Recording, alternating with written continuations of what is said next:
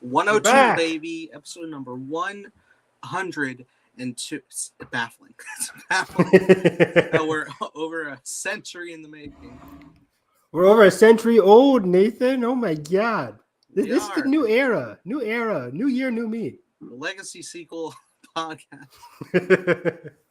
That's crazy. But yeah, we're back. My Cup of Tea is back with the special. We're not doing a lot of movie news or TV stuff today. It's just, this is old school, Nathan, because we started off our podcast doing our review on Spike Lee's The Five Bloods. Thank you. I had it. Thank you. The Five Bloods. And now don't be rash. Every time. A new one that we've unleashed. Don't be rash, and I'm gonna do my own thing. Yeah. two great pools. But yeah, we're this is gonna be strictly Indiana. A review about the dog. And Evan. Yeah. I got a special little just for you. Oh. Your most favorite iconography from this franchise. What are you doing? Yes. Indy in a cave. That's when they got to that part of the movie, I was like, whoa! People are like, they're like, why are you yelling? I'm like, you don't understand. He's in the cave. I did by waiting. There's a lot of different context than I was expecting, of course. But yeah. He goes in a cave in this movie. The end. 5 stars. No. But yeah, we just, as a little preamble, we just finished doing our commentaries on all 4 previous Indiana Jones films. Those were our movies that we did prior to Mission Impossible, which we have been doing the last couple of weeks. Ongoing. We got more Mission Impossible this week, so stick around for that. Like, subscribe, leave a comment, ring the bell. Mission accomplished the bell. Yeah, mission accomplished. Did you say mission accomplished? The new subscribe button. No, that should be. Yeah. Come on.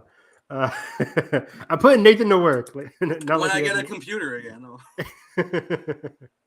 When's your birthday? No. November. Oh shit. Kind of the new target date for Town Blazer. Oh boy. I hope. See. We're gonna move it to next. All right, the new release date. Now I can start. Yeah. So yeah, going through the past Indiana Jones movies, I've had a greater appreciation for the franchise. I've always loved the franchise, but it's not a franchise that I rewatch yearly. It's one of the things I occasionally see on TV. But I love this franchise. Seen it for a long time. Pinnacle of action adventure movies, dating back a long time.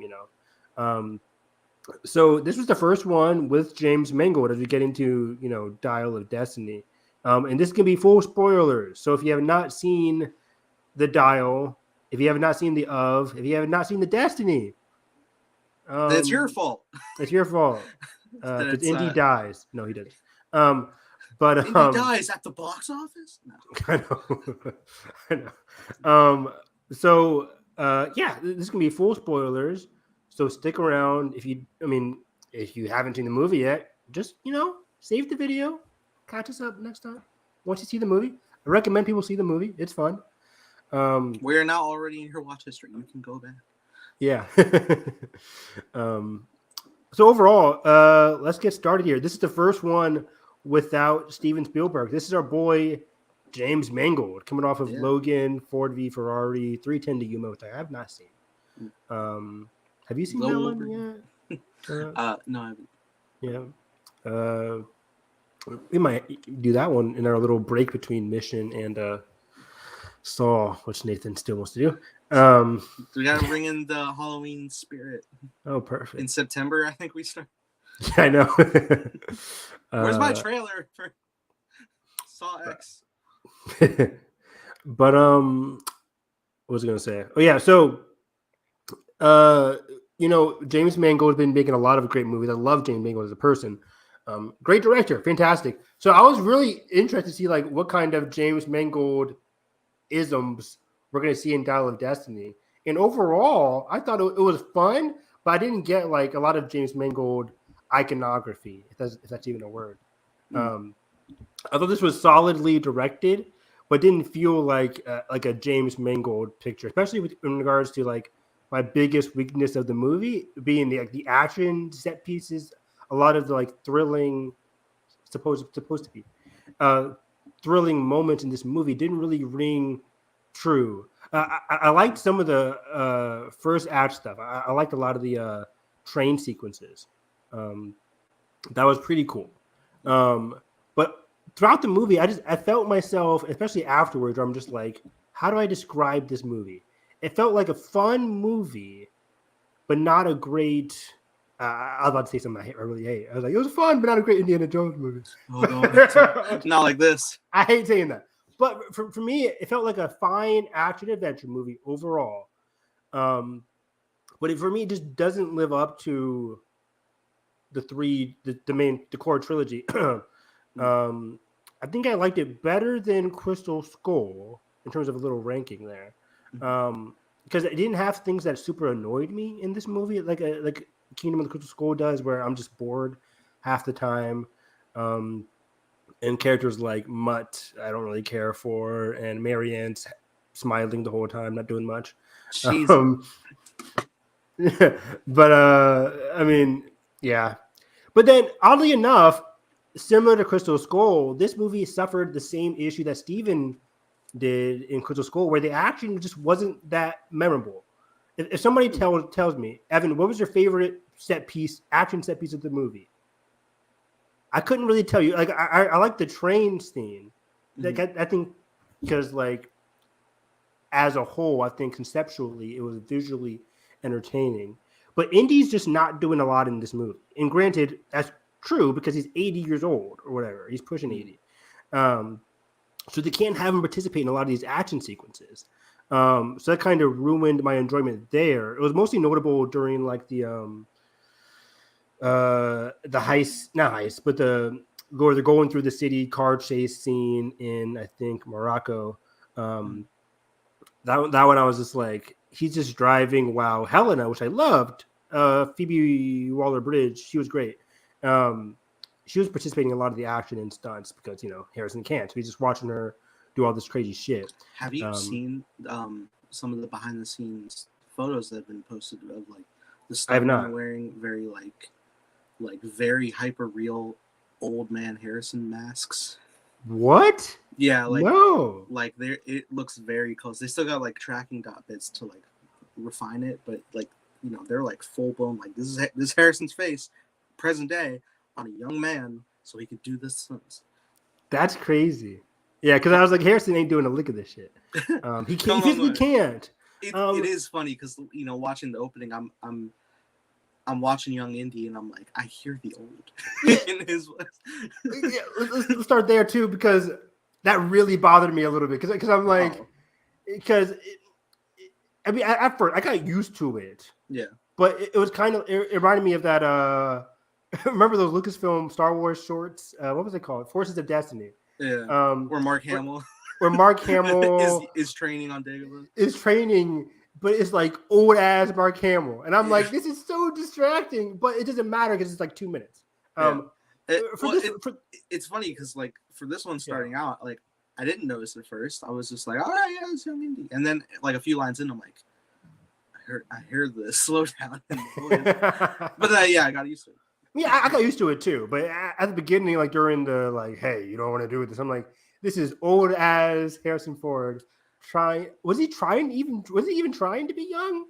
I don't think so, and I don't think he necessarily had to, because it wasn't like. Honestly, I will say I was taken aback a couple of times looking. I'm like, that's not your face. Yeah, a couple of times, and again, it's like in the flashback, you mean? Yeah, in the de-aging tech. Again, that's so new. Which is a whole other discussion, right? Because we just watched Last Crusade, and River Phoenix is a fantastic indie. Yes. And it's so hard to capture because they chose to have the flashback be when he's like prime Indiana Jones. Yeah, right. It's post It's post Crusade. It's post Crusade because it's towards the end of the war. Right. But so you would have had to get somebody who looks just like Indy. So it was a hard sell. So I see why they chose to do it via the story restrictions. Like they could have just wrote something else different. But either way, it was weird. But yeah, I got used to it. And that train scene was pretty cool from an outside point of view. How'd you like that match cut of the opening logo? Was it there? It was. It wasn't the Paramount logo. They match cut the shape of the Lucasfilm logo. Okay, that's what I thought. Okay, yeah. Because I was looking for the Paramount thing. It was weird. Like the way that. they did their logos, they were like quick flashes of like Disney Hunter Castle, Paramount, yeah. Lucasfilm. I was like, excuse me. Yeah, how many studios worked on this shit? Yeah, I was just like surprised. Like we're still crediting Paramount. That's interesting. I didn't expect to credit Paramount, but I guess rights stuff. I don't know. But yeah, overall, I thought the movie as a whole was fine. I just was never invested in a lot of the action sequences. I appreciated Indy's arc. I heard some people having complaints about Indy's arc, but I haven't read into it. But for me, at least, it was great. That final scene was very beautiful, very touching with Marion. I was You were crying, weren't you? Listen. Oh my god! I was misty. Okay. Nah, they're definitely a tear. At least one tear definitely rolled. Tear ducts they fall easily. They do for me. They're just like I cried so much. It's just like loose. Like I don't mean to cry. It's like they got out. Damn it. Hey Nathan, go to Applebee's. You want to go out to dinner, Nathan? Nathan just started crying. No day. But yeah, I was wondering if we would get any Marion because no marketing had hinted to it, but I did see that she went to the premiere, the red carpet, and I was like, well, I mean, if she's still around, she would. I was spoiled because somebody said they saw Marion, but she didn't look like Marion. Oh, then I saw the movie. I was like, that looks like Marion. Yeah. Well. I guess they're saying because she aged. I don't know. Whatever. Idiots. But yeah, I like the final scene. Indy's arc is pretty solid, but as a whole, I was just never emotionally connected with the movie or his arc. I appreciate his arc, but I was never really emotionally connected with it as much as I was, say, Raiders or Last Crusade, where those are like peak emotional Indy. But like, I was never really emotionally connected with his arc or his relationships. I thought it was fine, but I guess the whole movie, it felt like Indy was just going through the motions, and I was never really connected with the movie as a whole. But overall, I had fun with it. It was fine, but I was never really like captivated by any of the set pieces or the magical. Even with the dial, right? Like usually the movie builds up to a magical phenomenon or whatever, and it took a big swing with the whole going back in time thing. Which I thought I was like, are they really going to do it? Are they really going to do it? And they actually did, which is, I make fun of Crystal Skull because weird alien monster at the very end. This one goes even worse, where they go like all the way back in time. But I thought it was fine. It was cool because they just But again, they just go through the clouds, they crash land, and then they leave. Like there was never really anything impactful besides Indy saying like I want to stay, which was again part of his arc where I'm just like not connected with it because I know it's not going to happen. It just felt so. I don't know what the word is for it. I just felt so unattached to his plea there at the end, saying like I want to stay here, because the whole movie he's saying I don't want to do this. I'm too old for this, and he feels like he's left behind a legacy of disappointment. So he feels like he can maybe like make something for himself at the end there, or just live away from all that disappointment and regret in the present. Overall, other movie was fine-ish. Definitely, just for me, it definitely doesn't hold a candle to the other three, where I was more so emotionally invested with the character dynamics and the world building, especially the supporting characters. Like in Raiders, you meet like Sala, the ship captain, the main antagonists, multiple in Raiders, which I just love. I mean, it's hard to compare to Raiders, but it's just overall, I felt more connected with other supporting parties in Indy's journey in the other movies compared to this one. But but I did like this one a little bit more than Crystal Crusade, Kingdom of the Crystal Skull. Kingdom of the Crystal Crusade. That's his dope title. Very good. But mostly because I thought I thought Mads was a slightly better villain than Kate, and I liked Helena was just a better supporting character than Mutt, and it made the movie more enjoyable the whole ride through. But yeah, Phoebe Waller-Bridge was definitely the scene stealer of the movie for me, at least. I really enjoyed her little like lack of morality arc that she had going on there. It's pretty cliche, but you know it worked for the movie. I had a good time with it. I felt her characterization felt very like Han Solo. Yeah, exactly. It's that archetype, right? Where it's like, oh, person who claims they don't have a heart of gold, I'm in it for the money. Yeah. Are you? Are you? Yeah. Narrator. She's not. You can stand throughout the movie that like she said she's in it for the money, but then you flash back to her bad parenting or her bad parentage with the other guy, where the other guy is like so obsessed with the Dio and Discovery. They kind of like forgoes her, and that kind of led her down that path. Whereas like, well, my dad was obsessed with all this stuff. I'm going to choose the opposite. I'm going to choose not to be obsessed with this stuff, even though underneath it all, she kind of was. She kind of was interested in it because she was very knowledgeable about it. She just chose to execute that via money instead of like actual discovery. But overall, I liked her character a lot. I forget her name, Helena, right? Yeah, Helena. Yeah. So yeah. They called her Wombat, right? Wombat as like a nickname, right? Yeah. Whenever that came up, I was like, "What is he named her?" But Wombat. I got it by the end. Okay.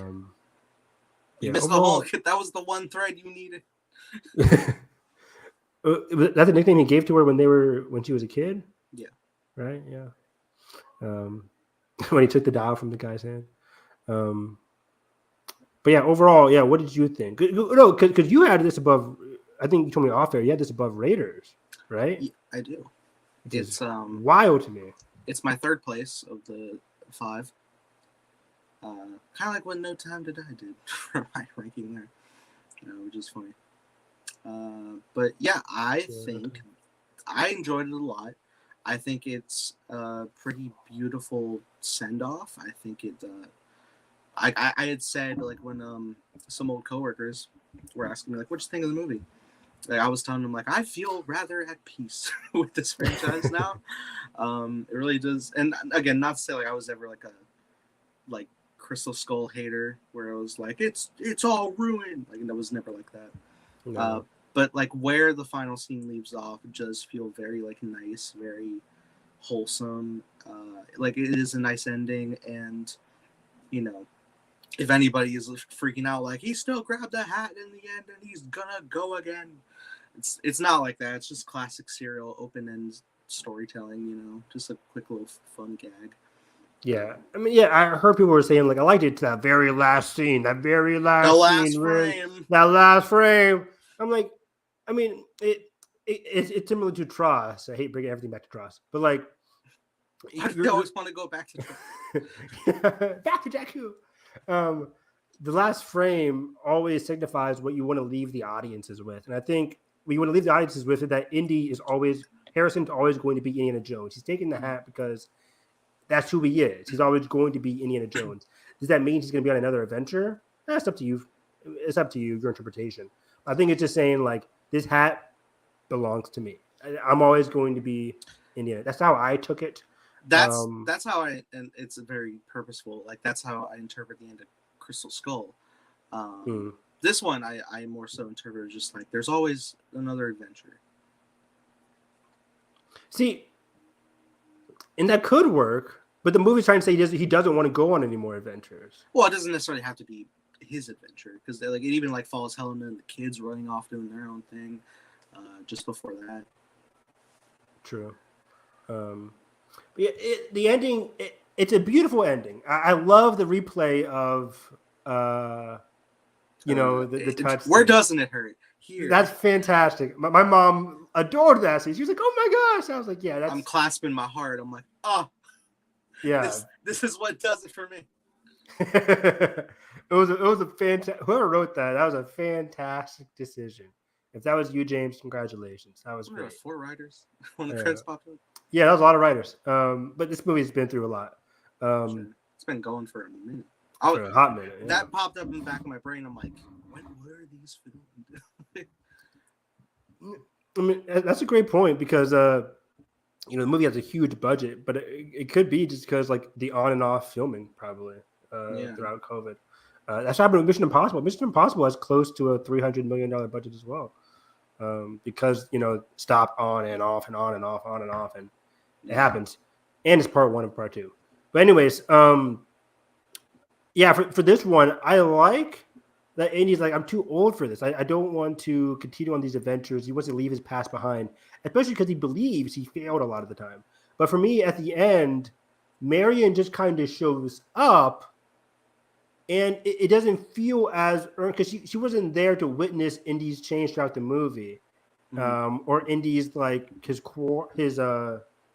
inner struggle. She wasn't there to witness any of that. She just comes after recently divorcing him, and I thought it was going to end where they went back in time a little bit before the divorce happened. I thought the dial was going to do something sneaky. That's I was interesting. like, is this happening before? Because for me, why did she show up randomly after she just filed for separation, and then she's like, all is well now? Like, what changed for her? I think there's a causality in the plot. And I think it's to do with Helen. I think for like the whole climactic ending, with the emotional beat there, I think she knocks him out, brings him home, which was great, by the way. I liked that. It was funny. It could have had a Eternals effect where somebody's giving a super important emotional thing and somebody just it's like, oh, you kind of really undercut the tension there. Not great. But I didn't mind it in Eternals, and I don't really mind it here, where it's like, Indy, there's no way this is going to happen. Stop being an idiot. I think a lot of people in the audience were like, stop being an idiot. So it worked. We're just like, hey, come on. I believed it could have been possible. Oh, really? It's really hard that we're like talking about an ending point when we have like there's so much build up to it that we need to discuss. Yeah, we'll get to that. Sorry, but the ending really stuck out to me in this movie. Yeah. Oh yeah. Well, frankly, let's discuss the ending. I thought it was really intriguing. Well, first off, I had a thought, and I wonder how you would feel if this were real. Okay. Picture like every Indiana Jones movie is like there's this legend of a treasure, and it's like, it's just the Force is the fairy tales. Okay. But it's true, all of it, every time. Every time. How would you feel if an Indiana Jones movie went through the discovery of a treasure and you find said artifact with legend of mysticism behind it, but then there actually is none whatsoever to it for real? That would be interesting. I wouldn't mind it. Of course, that kind of build up where it's just like, oh, it turns out to just be nothing. It would have to be set up throughout the movie. But if it felt earned, I'd be like, okay, that works, because it's usually all about the journey, and the mysticism is always the mysticism part for the Indiana Jones movies causes Indy to learn something, right? Like, it's always about learning something. In the first one, he learned to believe. In the second one, he learned to trust in the kids and the faith. Yeah. In the third one, he also, like the whole weird religion thing, Kalima. And then in the third one, it's all about letting go. It's like it's all about like a certain individual character arc for Indy.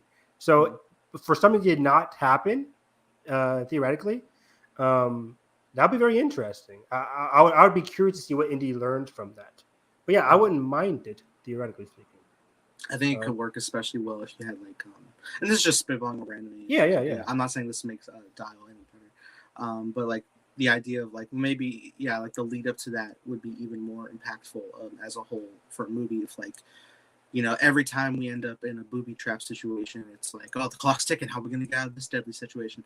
Yeah. What if you had a situation where they get trapped in a tomb, and Indy, since he's older, trying to think, but he can't really figure out a way immediately, and so we have to just take time to sit here and character connect, and just have things pass by and develop, and then over time just have a different point of view unlock in your brain, like, oh wait, let's try this, and whether it's like teamwork or something, it's like bam, we're out, and a I little like that a change lot. walking out. Yeah, I like that a lot because again, again, the beautiful part about Indiana Jones movies is like you're learning character through action. So a lot of these great iconic action sequences in the Indiana Jones movies, you're learning something. So to have something like take its time and not be a sense of like thrill and just be like, oh my gosh, we gotta get from point A to point B. What's gonna happen? Like, open the door. Like, we are going to die. His little face at the end. Like, hurry. He looks sad. It's so great. Temple of Doom rocks. But yeah, so for something not like that to happen, the opposite, in fact, to happen, what would they learn? What would they discuss during something like that? So yeah, I would really like that. And I was gearing up because I wish I didn't hear reviews about this movie beforehand, because a lot of the reviews said like the third act goes crazy. So I was expecting something crazy. I was not expecting them to go back in time through the Roman Syracuse battle. I didn't expect that, but I thought someone was going to get. I don't know what I was expecting. But I didn't expect like the whole at least like what 10-minute sequence when they're back in time. Like it was a long sequence. 10, 15. So it's the climactic bit, isn't it? Yeah, in it. In it, bro. In it, bro. I think I'm gonna reveal my secret identity. Come off it, man. It's a metaphor for capitalism. Which is in this movie. Yes, it all comes back around to the Spider-Verse, baby. Watch Across the Spider-Verse 4 times now, baby. It's all out on Tuesday. Oh boy. Anyways, in regard to the time travel, though. Yeah, let's talk about that. I was enthralled because me. I like that stuff. I like time travel, really? A little bit, making a series where every form of it is in it. Because I'm a madman. This was I love the reels, like them opening the tomb and finding the tomb of Archimedes, yes, and his remains, and then they look and he has like a modern watch, modern to their age. I was like, that's really cool. Like that, just that little detail is like, oh, chills. yeah. If they would just left it at that, that'd been really cool too. But they go even further, and they like, oh, okay, yeah, I like the whole payoff there. Well, it was interesting because I didn't know, because my whole idea in my brain is like, the dial is physically gonna transport them through time, but that's not the case. It's a coordinates map essentially. Yes. To where the coordinates are like, yes, here is where you enter, but also it coordinates to the actual date that you'll be taken to. And I found it really compelling that not only like were they flying to it, because their whole setup is like, we're gonna go back to time and kill Hitler and I'll take over. This instance where Indy was throwing in the cog in the wheel of like, he didn't account for this. You have no idea where you're gonna land. Yeah. That really had me on my edge. That tension there, where it's like, you didn't account for 2,000 years of continental drift, and I'm like, oh, that makes sense. Like, my brother and I were like, you know what? That makes fair. I'm glad they said that, because like continents are always moving. They're always changing. So I was like, that was a very interesting like little idea, and just Indy laughing the whole time was like, you guys really fucked up. Like it was great as a great build up to like, where the heck are we going to go now? It really left everything mysterious. And it's really fun watching Mads, who is just like such a devoted. He's a mathematician. He's using math as this like basis of all these things. So then when it gets to the point where he starts second guessing, and he's like, just shut up, I'm thinking. Because Indy might be right here, and he is. Yeah. And they're like, "Oh, you gotta turn around! Stop it! It's too late!" Boom! It's too late now. Too late. Launch. Yeah. And we get to the whole battle. I'm sitting there guessing. I'm like, where could they possibly be? This isn't. I was like, this isn't the Nazis. Like, what happened there? Yeah, like we're coming up, and then like I see like the ships and like the catapults are using them. I'm like, oh my god, we are so far back. Yeah, but yeah, that was a cool sequence. airplanes fighting off, destroying the Romans uh, against Archimedes. Like that was just They have wild. dragons. And then it switched perspective because usually, like during these sequences, we'll stick with our villain or stick with our hero, Indy. But we switch perspective. We go to Archimedes' shot. Like we see him going around what's his perspective during the invasion, which really shocked me as well. So it was just a longer time spent here than I was totally expecting. But it's the day that he's making the dial, Mm-hmm. Which was actually another interesting reveal that none of the coordinates actually like mattered. It like the reveal being that every instance of passing through was going to lead back to Archimedes because he was essentially calling for help for his people. Yeah, from the future. From the future, and this was fascinating because this reminded me of time travel, a la like Arrival or World Between Worlds, where stuff was already going to happen as planned, right? Like it's a planned timeline, which I like. Yeah. Like I notoriously I hate the Back to the Future where it's like you mess up and it's like you turn to dust, whatever. Like this one where it's like it was always meant to happen. Like in World Between Worlds, spoiler alert for Star Wars, like Ahsoka was always supposed to be rescued, right? Like nothing ever got changed. Like you can't go back in time and change stuff because it was already supposed to happen. Yeah, and we got that brief glimpse of Ahsoka walking away. That was already post the time stuff.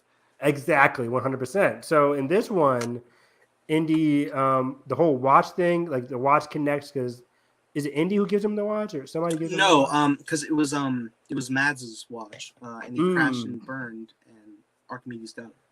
Yeah, the very watch that's in the tomb. He was like, "This watch is hot. Like it's burning." Yeah, burning my. It doesn't look like it has a face on it. I can't tell what it says. Yeah, it's pretty messed up. I was like, "Okay, cool." Future Chrome. I wish Indy showed up in like a makeshift tinfoil. That'd be incredible. But yeah, also this whole time thing reminded me of like I don't know why, but it reminded me of the second Star Trek Into Darkness, where Kirk goes in the prologue goes into like this weird civilization. He shows them the Enterprise. The Enterprise is like you ruined their whole history because they're drawing it in the dirt. Like no. They're like oh shit, you're their god now. It kind of reminded me of this one. Just like imagine them machine in an airplane. It's like you changed the course of history. I love the next scene when Kirk's getting chewed out. You're just like a civilization that barely invented the wheel. Oh no. Kirk not like this. We gotta watch the Star Trek movies. The trilogy is great. Anyways, where's Star Trek 4? Give me that time travel. Right? Star Trek 4 Legacy sequel. At this point. Yeah, basically. 2016? 2016. Oh my. Oh man. It's gonna be 10 years since the last movie. There's been 2 Suicide Squads since then. Yeah. There's a Suicide Squad anime coming out. Did you see that? I know, yeah. It's got an anime finally got announced by the OG Attack on Titan studio. Wit Studio. So yeah. It's that guy too. So people going into another world. But anyways, yeah, so when I first saw the airplane, I'm like, oh no, this is bad because they're gonna change the course of history. They gotta get out of here. But no, it's like they were always meant to happen, and he doesn't like they don't get to keep the dial. Like Archimedes does not get to keep the dial, so everything goes as planned. Yeah, as planned as can be at least. But then it was very fascinating. Then like you said, it builds up to this Indy moment. And you said you liked this moment, Indy kind of laid it all bare, basically. Yeah, I liked it a lot, and I bought it. I know you were saying earlier, it's like Indy, you can't stay. So I'm sure you weren't like you were always figuring like, well, he's gonna come back. It's fine. Yeah.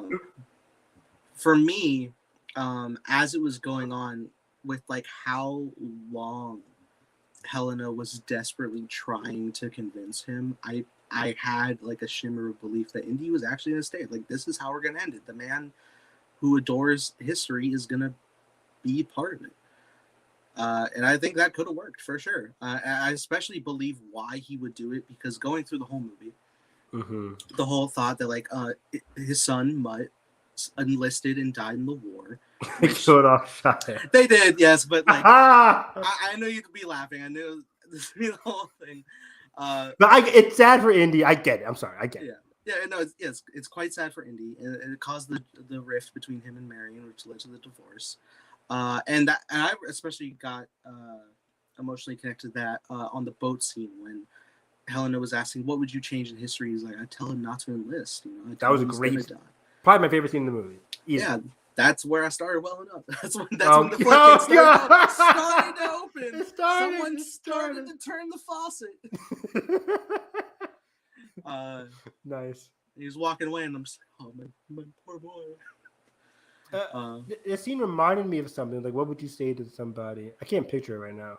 But there's a previous movie or TV show. It's like, what would you say to that person? They're like, well, I tell them this, blah, blah, blah. And then it gets brought back. I love scenes like that. Mm-hmm. So, yeah, that was fantastic. Where it's like, I would tell them, like, don't go to war. Don't go do this idiotic thing. Stay here. Stay with me. Because, yeah, that was very sad. And that was, like, the pinnacle of his failure, really. Where it's like, that was kind of his happily ever after at the end of Crystal Skull. He has a family now. He has a wife. He has a son he never knew. But then everything kind of like shatters in that time between Crystal and now. So this whole movie, like you said, is about him struggling, dealing with that tragedy of like losing everybody. He's retiring, so he doesn't even have a job anymore soon. Yeah, he's literally like, he lost the people in his life. He lost, his job, his work that he loves, which was already, the crowd ain't the same as, nobody's painting "I love you" on their eyeballs anymore. I thought that was a very smart choice because they could have just had. I forget how the kids were in Crystal Skull. I don't know if they were acting the same. I mean, they were still like pretty like. Were they invested? They were invested enough, it was like classic 50s era. Yeah, it was because I remember one of the kids was like, "Hey, I need to talk to you after school." When he kind of like ditches out the window, right? Like he goes out the door. He's like, "I don't want to talk to them." So yeah, you're right. In this one, totally opposite of all the other previous movies, where kids are falling asleep, they do not care. And I thought that was a very smart decision to say, like, not only has Indy changed, but like he's gotten a little bit worse at teaching, and the kids just aren't as interested anymore. Yeah, and you really like also feel, the big theme of Indy being stuck in the past. Longing for the days, especially like when he's teaching the class, he's trying to get into all this stuff, and nobody really cares. And then kids are wheeling in like a television, the new age technology. Look, the moon landing, like they're back. Like exactly, it's the future. It's now. It's here. And then, like I said, Indy retires and he doesn't have anybody. He's lost many friends. Saul's still around, and he appreciates him and his vigor of wanting to I brought my passport too. Like I can help you. He's like, well, those days have come and gone. Yeah, we can't have two old guys running around in this place like this ain't for you. But I like how you brought Saul back to America. That was nice. Cool. And then even the whole interaction with his Antonio Banderas, his character.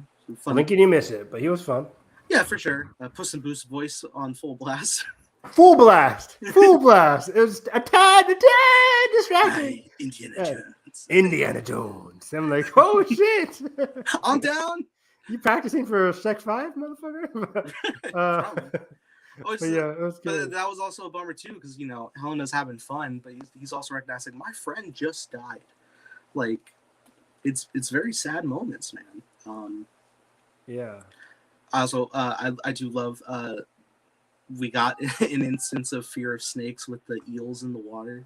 That was smart too. Where it's like, it reminded me of The Last Jedi, where it's like we always get I have a bad feeling about this.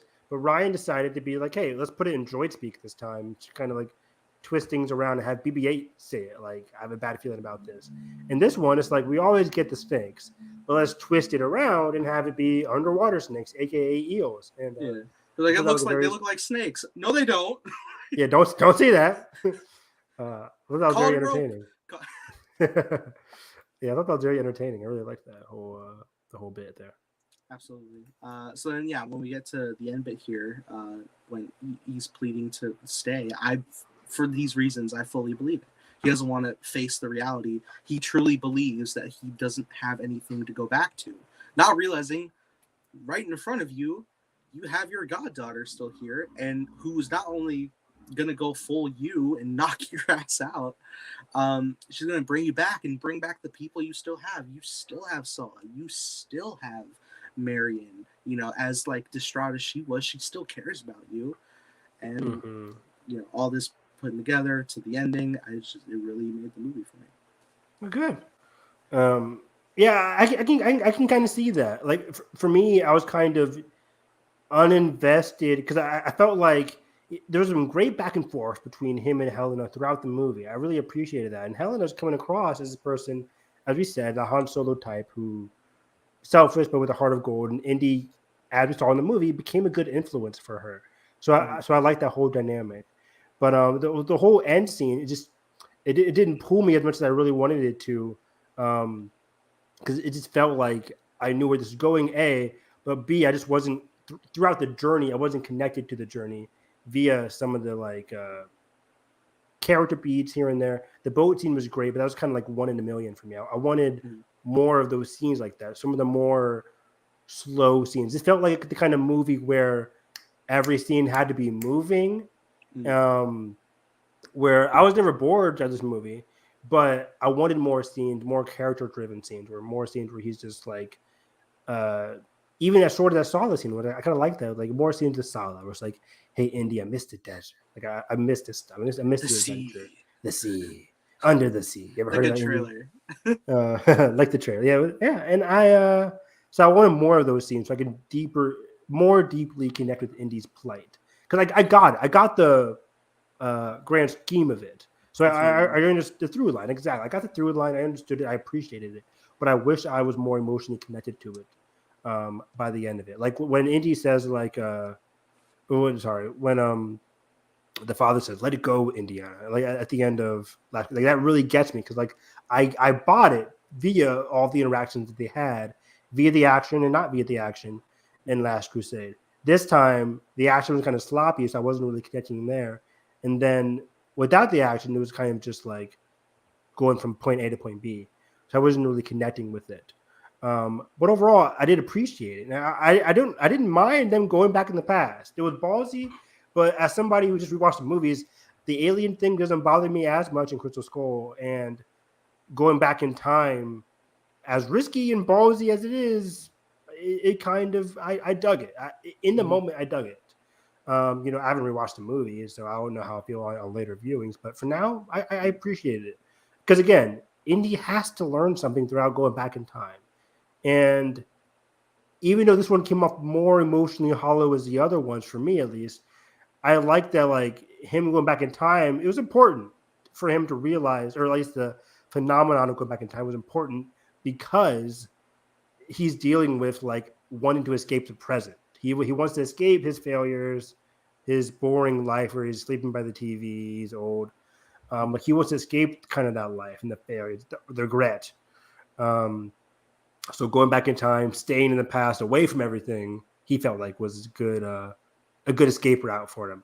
But then again, Helena's there to punch him, bring him back to reality. Um, I kind of I don't know. I love the Marion scene. It's fantastic. But again, it kind of comes out of nowhere. I wouldn't have minded if it was just like Helena and Indy at the very end. But Mm-hmm. but Marianne does. I can't argue with the execution of the Marion scene though. So I'm kind of both ways about it. Because I like the Marion scene. It just like it doesn't feel as earned as like the Helena relationship with Indy. Um, that one felt more earned, where she just like punches him. He's acting like a kid. Like, come on, Indy. Yeah. Like you can't escape the past. Stop it. The Or you longing can't. you seek is not behind you; it's ahead. It's ahead. Exactly.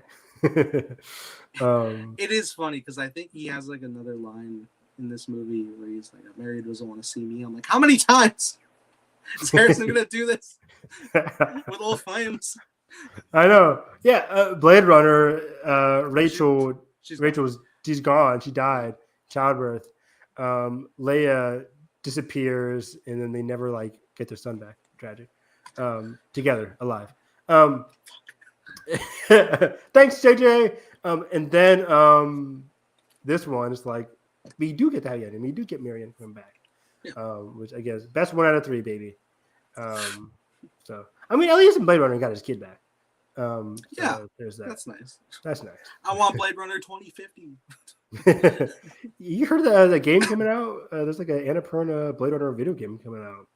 Set in like 2032, I think. I don't know. It looks pretty cool. Yeah. Maybe we can share play together. Right. But Spider-Man coming up. Woohoo! But yeah. So let's go through the beginning here. What did you think of this whole? Let's elaborate a bit more about the prologue sequence. We talked about the voices and stuff like that. But like, how'd you like how the movie started off? And we haven't really dived into the antagonist, Mads Mickey. That's Mickey.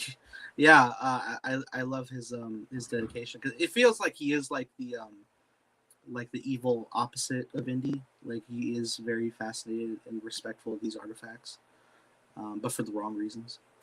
Yes, and that kind of reminded me of the evil guy from Raiders, right? The classic villain where it's just like an evil version of Indiana Jones. He's there at the beginning. He takes the artifacts from Indiana, and then throughout the movie, he helps out the Nazis as a kind of like an anti-Indiana Jones, and he gets his head burned off. I kind of like that here, where it's also kind of similar to Indiana, where he sees the artifact, the dial, and he becomes so entranced by it. So he does seem kind of like a anti-Indy-ish there. But also, I do appreciate the villain being very true to reality, where it's like this was an ex-Nazi who came over to America to work on the space program, which did in fact happen. That's not false. That happened. And this villain here, he was legitimately the one that put them on the moon. Exactly. So it's very true to history. Some liberties here and there, but that actually happened. I hear they did that with Hydra. Yeah. Gotta bring my MCU in. Exactly. Any MCU quote there? Nope.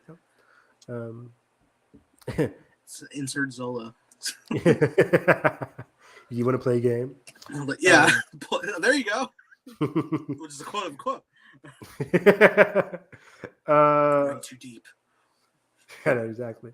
But I like that. And it kind of confused me at the beginning because the black chick was working with the bad guys. And I'm like, they're Nazis. Why is she working with Nazis? But she didn't know they were Nazis. It took me a while to get that together. I'm like, okay, she has no. This guy is a high-level U.S. figure, not just a Nazi. Fake names. Exactly. So it took me a long time because I was like, the guy who shot up the school, and I'm just like, she's like, oh, you guys are doing too much, but okay. I'm like, they're Nazis killing people in broad daylight, but you're not doing anything? Why are you working for them again? So it's very confusing to me. But again, I caught on later on. Like, okay, they're CIA working with the U.S. government, and they just had no idea that he's ex-Nazi. Yeah. Boyd Holbrook in this movie is so trigger happy. I got some issues with Boyd. Sure. I love Boyd Holbrook. I love Boyd. He was getting his ass beat by an 80-year-old man in every scene. Every time he interacted with Harrison. And you know what? I liked it. But it's like, boo, how many times can you get knocked out by Indy? 80-year-old Indy. You're fired, dude. You suck. He is the worst henchman I've ever seen. That was terrible. He really is. He's so bad. Like, even in like the ending, when like the whole like premise, like you don't alter the history. Just fucking machine gunning. I'm like, what are you doing? Like, it was wild. I mean, that character was just, he wasn't wasted. He was kind of wasted. I was like, I kind of want my Indy henchman to be a little bit smarter or a little bit just do something, of note. But all he did was get his ass beat by Indy. He couldn't chase after Indy. He failed to capture Indy. He gets lucky one time. And then that's kind of it. Then, he just dies in a plane crash. It was really weird to me. The big henchman guy, biggest man I've ever seen. Biggest man I've ever seen. What, he's 7'2"? That was wild. Like, he was talking to somebody. It was just like full chest. Like his head wasn't even in frame. You ever see that atrocious drawing of Captain America where the proportions are just Oh so yeah, it was just wrong? like yeah. Yeah, was that like That a man Rob looks better, but Was that like Rob Liefeld said Captain America or something like that? I don't know, somebody. Oh no, it was bad. It was like Um, somebody did like a sketch of that where it was like without the suit and just seeing like the skin proportion. It's like, oh no, that's a tumor. but yeah, ballsy decision for the Brute, right? This is the first Indiana Jones movie where Indy does not face off against the Brute. It was funny. I watched this, but after I watched this, or before I watched this, Star Wars Explained has been doing Indiana Jones videos all week, and I'm a huge fan. So I watched his like top 10 trademark Indiana Jones things prior to the movie. And it was like Indy always fights a big tough guy, and that's always like one of the fun parts of the movies. And does not happen. Little old Teddy gets there and just drowns the dude. Jalen and I were like, oh, so he's totally going to come back later in the movie with like a broken hand, right? I didn't think so. No, I totally thought he was going to get out of that. Did you break your hand out? You're not the first person to chug your hand out of cuffs because you want to. My brain was thinking like, there's no thing we can do to beat this man down. So if we just let him drown, that is a good way. Yeah, I mean it works, right? Because I can't picture again because Indy he hardly ever participated in any of the action in this entire movie. You can't picture Rag and Bones, Indiana Jones fighting a Brute, right? Like that, he would just have to get shot in the head or something like that. So get that whip. Yeah. I mean, they could have done something creative to have it make sense, but they have Teddy do it, which was a ballsy decision. I can see some people having issues with that, but it didn't bother me. It's not one of the things that bothered me throughout this movie, so I was like, okay, it's fine. I will say, I feel like a lot of like big action movies like this have like 2 or 3, maybe even 4 action set pieces. And it's like, okay, cool, we're going along on the adventure, awesome. I think there's at least 1 or 2 too many action scenes in this movie. See, that's my bigger issue, where it's like, there's so many, like I said, there's so much action in this movie, but I'm not connected to any of the action in this movie. Like Nathan, what's your favorite action set piece in this movie? Well, I do love the fly through of the Oh, the Syracuse. Yeah, but also I was gonna say I really dug the car chase through Morocco they were in. See, I didn't like that one. Interesting. I like the energy of it, like the close calls while Helena's like hanging on the back of it, and he coming over to pull her off to save her from a crash. Yeah, maybe it needs revisiting because like the whole time I was so bothered. I'm like, Indy's just driving, he's not doing anything. Sure. In any of these action movies, it's all Helena, which maybe I appreciate Helena a lot more. Yeah, but, and granted, I was already like really hooked on Helena. Granted, I'm already a big fan of Phoebe Waller-Bridge, but I really like the characterization she brought to her. So I'm like, whatever adventure she's participating in, I am here for it, man. Yeah, that's very true. But yeah, there's a one too many action. You get the train, you get the going through New York, and then you get Morocco. You had the parade. The parade, the car chase, you got the boat, you got the end bit. The boat thing, yeah. It was like constant. And then even in the cave, you had the kid getting his own action sequence with the whole running away from the Brute and then drowning him. So yeah, there's just a lot of like, this movie was trying to move, but it still ended up being like 2 hours and like 27 minutes. I'm like, you could have cut a few action sequences here and there and just give more time for Indy and Helen to just like talk. Or Indy and Antonio and Banderas. Any of the supporting characters, really. I wanted more of those like slow down talking. Because some of my favorite scenes in Indiana Jones are the action sequences, but also like the discovery. Like when Indy's in Cairo, and like he's pointing the light and Raiders, like it's a beautiful drawn out scene where not a lot of action's happening until after they get trapped, But it's like before that, it's just like them, like those slow build discovery moments. I didn't really get that kind of moment Mhm. in this movie. It was funny while watching it. There was the the scene in the cave, when they're going through. I remember like from the trailer where like they hit that water canal and they like slide down and everything. That's how they get to the tomb in the movie. Um, I initially, with the marketing of this film, figured that was going to be a very early on scene, like one of like the first stages of uncovering the I treasure. agree. Yeah. So like we were like, especially by the boat, I'm like, that cave got to be the finale at this point. Yeah, it has to be. Yeah. Yeah. It almost is. Mm-hmm. Or, I don't know. Where does the second act end and the third act begin? No idea in this movie because the movie is constantly moving. I couldn't, but yeah, that's what kind of bugged me because like there was one too many action sequences and that was not attached to any of them. Like some of the best ones was like Indy is, and I hate comparing it, but it's part of a franchise, right? Mm. But like some of the things where Indy's like on the edge of a truck or gliding behind a tank or fighting on top of an airplane, where it's like thing is hectic. Like those are some visceral action.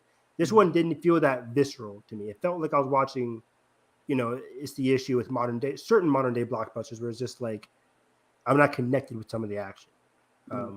Unlike your typical John Wick or Mission kind of movies. So I was kind of hoping for that here. Didn't really get that. But yeah, I think Helena did a lot of the legwork there. But my other two quick cents on the villain, Mads. I thought he was very well done, very well acted. I wanted more like how should I describe it? I wanted more back and forth between him and his like henchmen, his ideals, because you got some of it there where he's like Hitler kind of failed, and I memorized all his mistakes, and I'm going to fix the one. But I don't know, there was something missing from the villain that I really wanted, like some kind of like dynamic between Indy and the villain that I was kind of hoping for. Not all indie villains have that dynamic. Like in Temple of Doom, which is one of my favorites, he doesn't really have a dynamic with the guy, but he's really fighting with him in terms of belief systems when he's on the bridge and the bridge is falling. He's like holding the rock, and then they like the whole like scuffle on top of the bridge when the bridge against the rock. I love that scene. And he doesn't really have that kind of thing until the very end. We're on the plane, and then the guy just burns up. So I wanted something there. But it was funny how in the train heist sequence, the guy gets like beat up in the head by that train thing. And then he's like, I have no idea who you are anymore. That was hilarious. As far as the prologue goes, though, I think it's a very fun segment. Yeah, very funny. The whole missile thing in the opening, that was pretty cool. It's like slowly, they're all just like, what the hell? And then slowly explodes. That felt very Indiana Jones, where it's just like typical action, just not going the way you expect. Yeah. I also love just like the moving through it, like the way Indy has to like rock disguises, sit along the mess hall, sit at the correct angles and stuff. I was worried in that scene because like the doctor and everybody was like walking up behind him, and Indy had already got caught in a previous train car because when he was leaving with the spear tip, which is a really cool concept of an Indiana Jones treasure to be after. Yeah, and it was fake. I like that too. It's like, oh, this whole thing we came here for is fake. But then the real one, the dial, was just there all along too. They're like, hey, this could actually be useful too. Yeah, he was looking around like, no, this other stuff's fake. I got to stop this train. Yeah. But yeah, like I said, he was already caught. Like when he was trying to leave with that, like there was a bullet hole in his back, and he was all right. So they were like, guards were like, hey, what's going on here? That was hilarious. Yeah. Which I think some of the movie did that, which is cool. I can't think of it at the moment. But then like he got into the next train car with the mess hall, and I was like, someone else is gonna see it. But luckily it was okay. Yeah. That reminded me, we also get introduced to like the father in this prologue, the Helena's father. And I thought he was very good. He's always very good. He's always usually playing like this scrimey kind of like villain, but he was playing like a genuine like sidekick to Indy. And one of the best parts about this Indiana Jones franchise is coming across supporting characters who you jump into the middle of an adventure with them, but like they've known Indy for years. They have like this known history to them. That's a trademark of the franchise. And I thought he really fit the bill as somebody like, hey, this is a genuine dude. He's accidentally shooting Indy. It's very funny.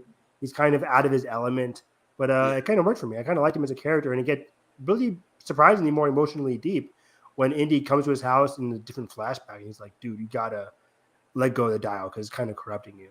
Yeah. I really like that. I'll destroy it. Like I I'll destroy it. Never. Wink. Yeah. It belongs in the museum. It's trapped in here with me. Yeah. But overall, I thought the prologue was really strong. Yeah. It was really fun. Part of me was like thinking, like, is this Lucasfilm's testing for Star Wars for bringing back young actors? Do you know how they did the deepfake?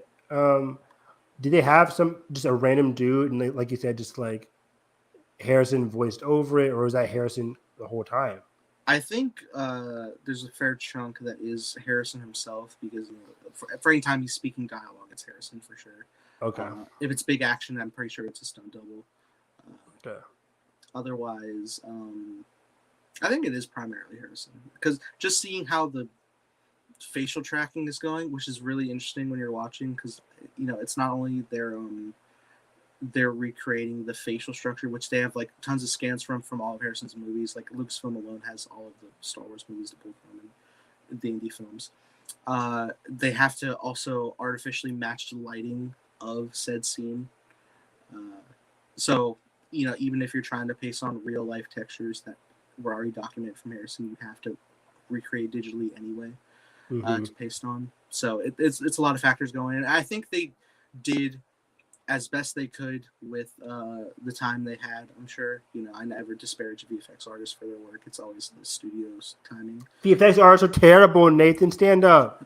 Stand up. I'm kidding. Yeah. You always, like you said, you always have to go to the studio to be like, we're not going to blame VFX artists for the job that they are given, right? Yeah. That's always studio director. And, fair where fair's due. I think they got like 95% there. Between this and the flashbacks that we see in Secret Invasion, de-aging is getting really good. It's getting pretty better. Yeah, for sure. And Disney has always been like the original. I want to say the original housing of that technology.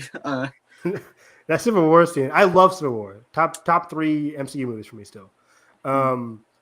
And that scene still always gets me because that was like 2016 early days of de-aging, and that it's not even the first example. Yeah, the first one was an Ant-Man with Michael Douglas. True, and that was really good. But in Civil War, it's so noticeable. But it's supposed to be bad. I'm still convinced with Civil War, honestly. Like I feel like it looks like granted it's very baby faced Robert Downey Jr., but I see the texture. I see I see the vision. I see the vision too. It's not executed to the best, but it's not supposed to be. It's not supposed to be. It's still, even Tony's like, it's a work in progress kind of thing. Yeah, so, which is a great way to sell it. Exactly, right? They play it off, which means okay, that instantly makes me like it. So I really don't care about it. But anyways, I thought the de-aging in the whole prologue was pretty solid.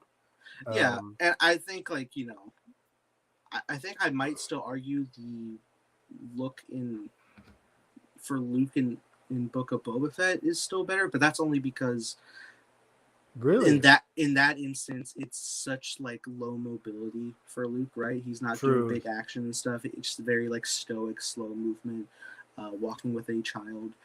This is Indy rolling on train cars and punching Nazis and stuff for 30 minutes. Good old punch. There's a lot of Nazis to punch in the prologue. I liked that a lot. Oh yeah. But that's the thing, right? Is I feel like this is one of Lucasfilm's testing grounds for okay, can we bring the trio back for Heir of the Empire? I feel it in my bones. Stop it! It's in my bones. What are you doing? They're gonna do it. Ew. If I'm watching Filoni's bitch ass Heir of the Empire movie in theaters, he already did Luke thrice. Oh God! I'm not saying I would leave. I would not saying I would leave the theater. But I would bow my head in shame. Shame. Yes. If I'm watching Harrison, Luke, and Leia. Even Leia's even worse. I don't think they're gonna be full full runtime. But Don't do it. Don't do it. Have some restraint. Have some restraint. although they already did Rogue One. Have you seen Layla? And that's like 5. That's as restrained as you can get. Hope 5 seconds gone. The end. If they have like a hero shot in Heir of the Empire, shoot me in the kneecaps. They did Tarkin for a while. Which was already problematic enough. And it looks okay-ish. And I don't know. I don't watch Rogue One. Go watch Andor. That's great. When Tarkin shows up in season 2, then what? No. But where's what's I gonna say? Yeah, bring back Krennic, man. I'm loving Ben in Secret Invasion. He's great. Especially episode 2. But anyways, shout out. I want to say to ILM. That kind of reminds me. ILM did a fantastic job in this movie, where I think James, because I'll bring it up action again, but because Indy can't participate in all this action, he did a lot of. I see people on Twitter saying this too. He did a lot of wide shots to showcase a lot of the special effects and the bombastic nature of these stunts and these action sequences. And when they're on the train, they look up in the sky and they see like tons of the Allied ships or planes dropping bombs. That was a fantastic shot. Of course, the scene in the trailers with the plane going through the wormhole, fantastic shot with the light coming into the time hole there. It was just a very well shot, like visually kind of movie. I really appreciated that from ILM across the board. What else? Oh, but yeah, let's dive into Helena here. I think Helena, played by Phoebe Waller-Bridge, is just like a fantastic side character. She's kind of like everything I liked, everything I didn't like about Mutt, right? Where Mutt was kind of like trying to be a sidekick, at least via his actions. This one, it felt such a natural dichotomy to who Indy is, where she has all like the natural talent, a lot of the natural knowledge of like somebody who's obsessed, like a Harrison or like an Indy, like her father. Like she has that obsession with knowledge and that obsession with history. But she's also very wry and like a smart ass sometimes. She betrays Indy a number of times. I kind of like that whole kind of attitude. And she had a number of connections. She had Teddy, the kid, there in when they were in Morocco, wherever it was. Yeah. So I liked her character a lot. She kind of grew that similar arc where she grows from like playing both sides to having a heart of gold. I dug her character journey a lot. And it was appropriate more so because she was going against Harrison. Harrison's ideology is such a pessimistic attitude. And she also had a pessimistic attitude as well in terms of like, I'm just in it for the money. But via the flashbacks, via her interaction with Harrison, Harrison kept saying, like, I'm too old for this, but he kept moving forward, right? I think for her, she was pushed on by like by the dial itself and by her friend Teddy getting into trouble. Like there was always reasons for her to keep coming back, and eventually she got hooked on the journey. I really appreciated that. And then it all felt like a natural build-up for her to just punch Indy in the face at the very end and be like, hey, no, you're coming to the present. We all have to grow. Even though you're 80, you still have things to grow and to improve on, like with your present-day life. And then she does as well. She's going to stay there with Indy, hopefully. But I don't know, just overall, I had like a really heartwarming arc for Helena. It was very good character. I agree. Echo it all. Yeah, she was great. I would not mind seeing more of her. Yeah. 90-minute Indiana Jones Adventures TV shows? Yeah, revitalize the new adventures of from the Journal of Indiana Jones. I don't know. Oh boy. Cast Phoebe Waller-Bridge and Ke Kwan in an adventure. Short Round and Wombat. That'd be fun. Yeah, I'll do it. Let's go. Yeah. Franchise IP everything, baby. We did it. Take it off after one season. Yeah, cancel after one season. That sounds just remove the files. Yeah. God damn it. You know, HBO is licensing out like their TV shows like Insecure to Netflix. And I'm like, license out Disney license out Willow to HBO or to Netflix or to Paramount Plus, anything. Another recent Lucasfilm property. Right? I mean, come on. I will say yeah. It was so weird watching in a new age, like the Lucasfilm logo on the big screen, and it's not Star Wars. Yeah, it's been forever since we have a Star Wars movie, and the first time I see a Lucasfilm, it's in an Indiana Jones movie. Yeah, you're right. So yeah, that was interesting. But yeah, Helena was pretty solid. Again, the action didn't really connect with me. Dylan was decent. Overall, a fun time with the movie. I wish I was connected more. I hope I might have been a bit too harsh in Letterboxd, where I was like, it might become more forgettable as I move on throughout the year. Because like most indie movies, I don't want it to be forgettable. But this one, after I watched the movie, I'm like, I can't remember a lot of notable set pieces or moments outside of like the boat scene or the final scene. Those really stuck with me. But this movie, it didn't scream like a memorable Indiana Jones adventure, which is kind of unfortunate for his last outing. But the memorable part that I am going to revisit, and I am going to remember at least, is Indy's final moments with Marion. And even though it didn't completely feel earned, I like the execution of it. The revitalizing of seeing that audience members, at least big fans, have seen 1,000 times by rewatching Raiders. I mean, that's one of the best scenes in Raiders. It's great. It's iconic. It's romantic. I love it. Romance in Lucasfilm. What a surprise. I loved it. Yeah, I'll remember it for Is it in your top 10? Oh, yeah. What is your rank? Do you already have a ranking for it? I do. I'll remember it for its emotional beats and core for Indy's journey. As of my 2023 ranking, it is in the top 10. Ooh, is it above Little Mermaid? It is. Son of a bitch! Little Mermaid's 11, knocked it out. Poor Eric Ballard. Oh, God. Oh, God, The Flash is in the top 10. Would you care to venture a guess where Indy lies? 6? No, I fucking nailed it. Wow, let's go! Stop it! Let's go! Stop doing that! You're cheating! Have your letterbox right here. No, I'm kidding. No, that's cool. I'm guessing. Actually, I want to talk to you off air. I think I was thinking for our next episode, especially because we just did like a whole hour and a half, hour and 12 about Indy. We're going to double up on Secret Invasion. We could also do like our first half of the year, like what we think so far of movies. Oh, that'd be fun. That'd be kind of fun. Just 17 films on here. Well, I didn't know you had 17. Yeah. I mean, yeah, you also have to move and stuff like that, money. Yeah. But I've already moved. I'm here. Well, yeah. I don't know. I'm making excuses for you. I got my tickets for Barbenheimer. Oh, do you? You liked the tweet. Did I? You did. Oh. Jalen liked it first. You're slipping. Competition. Yeah, no, I said a double feature for Barbenheimer. Bless you. Oh, I literally have it pulled up in my Twitter tab right here on my desktop. I'm tired.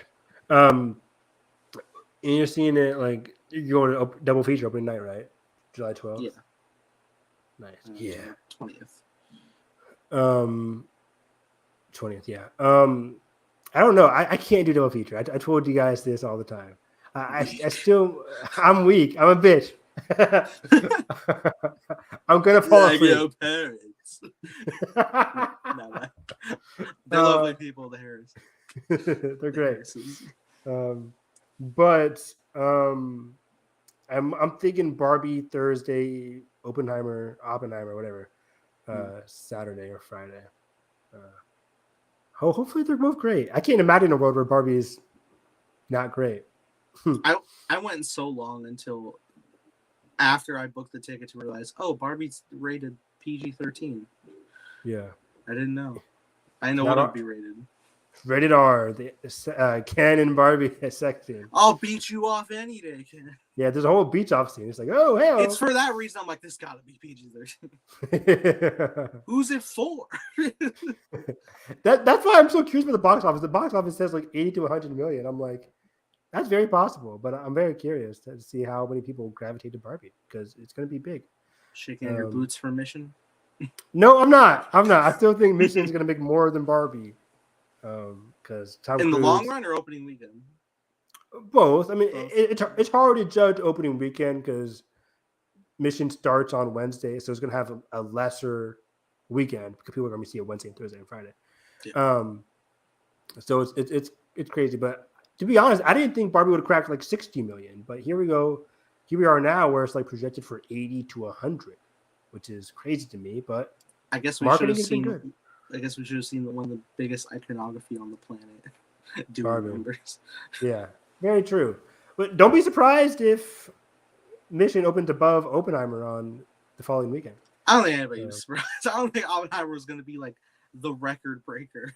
Well, no, but I mean, yeah. And luckily for Oppenheimer, it's like it only cost 100 million, not including marketing, but like a $40 million opening for Oppenheimer is not bad at all. I mean, that was the same thing for Dune, right? And it legged it out. So if Oppenheimer can leg it out, get good reviews, then Nolan will be fine. It is surprising me like how many people I'm seeing like booking seats for Oppenheimer for opening night. I'm like, really? Everyone's so devoted to sit there for 3 hours watching the drama of a bomb. Give me pain and suffering and sadness. I know. Now I am become death. Yeah, everybody comes out. We are death. My favorite meme right now is somebody like reiterated the quote. They taped over the quote with a new quote. It's like, now I am become sleepy, the goer to bed. Oppenheimer, inventor of the PJs. That's terrible. It's me. That's awesome. But yeah, that was Indiana Jones. I think our next one, I gave it a 3.5, by the way. Okay. Yeah, I did see that. I gave it a 4.5. 4.5. Right behind my 4.5 of Temple of Doom. Sweet. And my 5 of Last Crusade. Yeah, that's interesting. Yeah, so you go Last Crusade, Temple of Doom, Dial of Destiny, Raiders, and then Crystal. Yeah, I went Last Crusade, Temple of Doom, Raiders, Dial, Crystal. That's not too far off. Yeah. I didn't account for your Continental Drift. Yeah, exactly. That was a great scene. And he's just laughing at the guy. He's like, like when that movie comes out on digital, people are gonna be like zooming in on Matt's face is like when you realize you fucked up. It's great. So yeah, that's it. 30 minutes till the July 4th, even though we have nothing to celebrate in this awful country. Correct. Said Plankton. You did sound like Plankton there for a second. I hope so. But yeah, that's about it. We'll be back later this week for Secret Invasion. We're going to double up on Secret Invasion episodes 2 and episodes 3. Short reaction. I liked episode 2 a lot. I think Kingsley Ben-Adir is really shining as a graphic. But then, yeah, things about Don Cheadle. Don Cheadle also was very good. You haven't watched it yet, right? Yeah, it's really good. Don Cheadle is very good. Is he a Skrull? Like people, I'm like, stop it. Is he MA nominated? Honestly, it'd be more justified from this episode alone than whatever he did in what was it? For his 2 minutes in Falcon Winter Soldier. Falcon Winter Soldier. Yeah, I was like, that's insane. I still can't believe that. I feel like they were just like, we need one more. We need one more. Yeah. Wasn't he also confused? Probably, yeah. Anyways, so we're doing Secret Invasion, but then also, like I said, I want to talk about like first half of the year, just so Nathan and I can get an excuse to talk about Spider-Verse, peak Spider-Verse again. Yeah. Best movie ever. Otherwise, look forward to our next big movie review for likely Mission Impossible: Dead Reckoning Part 1. Ooh!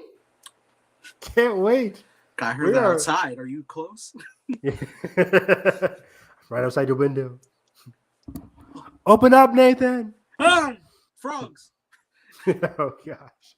I don't hear the frogs anymore. That because you're in a new place. There was a new screen. Okay. put up outside of our surrounding patio, and I've been trying to stay vigilant of keeping them doors shut so not many creatures flood in. But there's always so life finds a way. Sneaky Florida bastards. But yeah, so yeah, our next movie review is probably going to be definitely Mission Impossible, and then after that, Oppenheimer and Barbie, and then yeah, this movie season is going to be picking up because August we got TMNT and Blue Beetle. Very excited for both of those, and then September nothing, October I think Saw. Yeah, we're gonna be doing Saw. Exorcist. I never watched Exorcist though. So The Exorcist is the Exorcist remake. Yeah, the remake comes out this year, presumably, if it manages to come out. We should pop on the original. Yeah, I've never seen the original, so that would be fun. I've never done a proper watch through now. Cool. So, cool. Is it going to introduce Johnny Depp? It was a little earlier before his introduction. Gotcha. And introducing Kioi Kwan. What? Oh no! Still haven't seen Goonies. Yeah, I'm still gonna watch that. Right. Anyways, it's close. Probably. Anywho, yeah. Where can I find you? You guys can find me on Twitter, Harris EV9. We're back, baby. Twitter's not dead. I don't have a blue sky or anything. You see the Tross meme? Ray, I didn't tell you, Ray. Limit exceeded. Oh no, that's so cool. Check again. I gotta watch that. That's great. I gotta see that. That's hilarious. Ray, I gotta tell you something. Oh really? I gotta check chat more often. Yeah, scroll up. I hate whatever update happened where like it automatically opens you with the new message. That's terrible. I have to scroll, but then I'll go to scroll up and then it like slingshots me. It's slingshots past everything. Like this is yesterday. It's terrible. Thanks a lot, Elon. Yeah, I hate that. You didn't have to touch it. You didn't have to touch anything. Your money would flow. The spice would flow. Yeah, it was even worse. Like I work at when I was at school. Like I would work the entire day. Then at 2:05 or 3:05, when school lets out, I open up Twitter, look at the DMs, newest one. I'm like, now I have to scroll all the way up to 10 a.m. to see what I missed. So yeah, it's terrible. I have to like be careful not to like overly like fling because I'll slingshot. So I gotta like use two fingers to be like stab. That's great. But yeah, find me on Twitter, Harris EV9, talking all things anime. Spring season has concluded. Summer anime season has officially started. Most of the stuff that I'm watching is going to be this weekend with Jujutsu Kaisen season 2 returning, which is going to be very fun. And yeah, I've been watching anime. I rewatched Whisper of the Heart with Jalen and a friend last night. That was Studio Ghibli, really good. We watched Kiki the other day as well, really good. Fun time throughout the summer. But yeah, watching movies, anime, reading manga. Good times. Going to bed at 5:30 every night. Went to bed at 6:15 last night. Good stuff. Sick of me. I caught the Nathan bug. I want to be him. It should be me. God damn it. Not him. It's not fair. Woke up at 6:30 this morning when my alarm didn't have to go off until 7:30. Just my body was up, and I was like, "Well, fuck, I'm not gonna fall back to sleep within the hour." Yeah, I guess I'm here. Damn, I'm doing it again tomorrow. Should I quit? Hopefully, maybe this pod made your day a little bit better. Thanks for watching, everybody. That's the job. That's the job. No, yeah, it always does. You find me at _Time Blazer, making a show called Time Blazer with co-star and creative consultant Evan Harris. Ben! He almost lost it. He was mid-stretch. I was stretching. Oh, shit. Ben.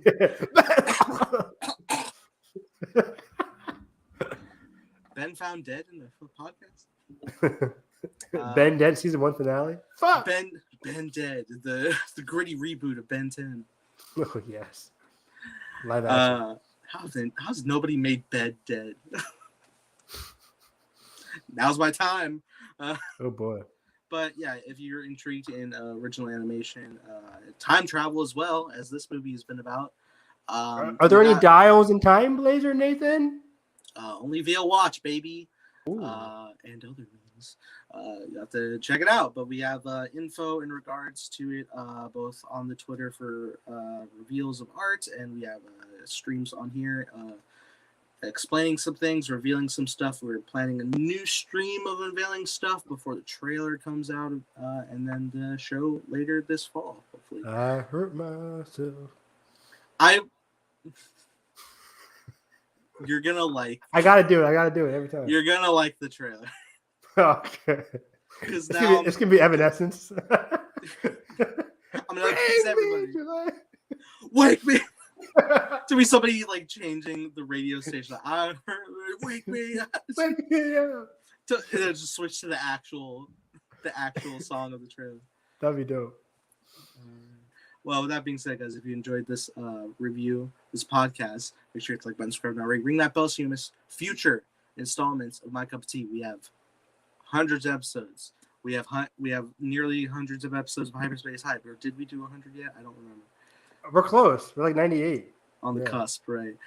We just did our 100th commentary of watching a movie. You can watch literally hundreds of movies with us. We just watched Mission Impossible Ghost Protocol, and we are going to be heading into Rogue Nation and then Fallout before Dead Reckoning comes out. And we have so many other franchises we've already covered. You like Alien? You like Predator? We did them both in one go. Kill me. We did it. Nathan, we're like literally this time next week, we will have seen Mission Impossible Fallout or Dead Reckoning. Because I'm going Monday. I'm going Monday. That's nuts. Oh That's my god! crazy. Oh my god! In a week.